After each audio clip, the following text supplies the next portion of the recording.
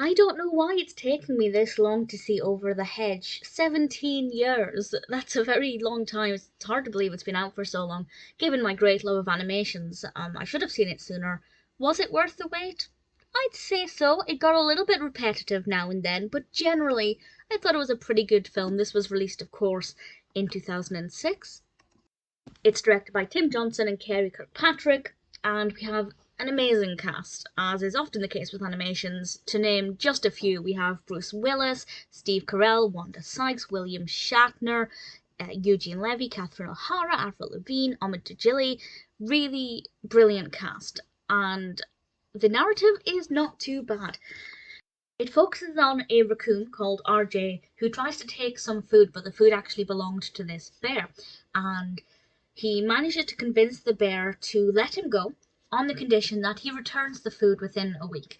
And he enlists the help of the other forest animals to gather the food, but they don't know why they're gathering the food. They don't realise that RJ owes this debt to this bear. But they're not gathering food from the forest. They're gathering food from the new HOA that has opened up. And I have to say, the HOA lady really amused me a lot. I think she was the perfect caricature of the archetypal HOA person. And she brought a lot of humour to it. But the animals are trying to get the food from the humans, and there are a lot of comments about how humans depend on food, how they're obsessed with food, and that wore a bit thin after a while. It got a little bit repetitive, but at the same time, it's a pretty decent commentary on the fact that we put so much junk into our bodies, generally speaking, of course.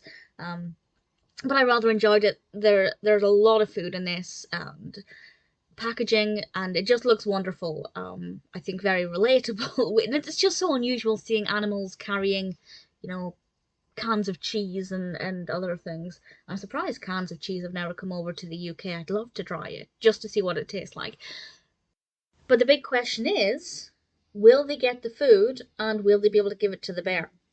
And I'm not going to answer that, of course, but there are various problems and pitfalls, mostly provided by the humans, that are making it difficult for them to fulfill this. And the other question, of course, is will the animals find out really why they're gathering this food? It was an interesting narrative. I was curious to see what would happen. I was keen to keep watching it. It's very well animated. That's absolutely the case. And of course, we have a really great voice cast. The soundtrack didn't stick out to me as much as maybe some other animations, including animations from around this time, but it certainly wasn't bad. So it seems to tick all of the right boxes. Yeah, it gets a bit repetitive at one point. The whole film is about an hour and a half, maybe just under that. And I feel like they've stretched the narrative to its maximum. It definitely, there was nothing left out, and I feel like they could have shaved off another 10-15 minutes here and there, of course, and we wouldn't have lost anything. But nevertheless, I did enjoy it. I think it was definitely worth the 17-year wait. And if you've been meaning to watch it, definitely check it out. It's currently on Netflix. And while I probably wouldn't watch it again, I definitely didn't mind watching it once.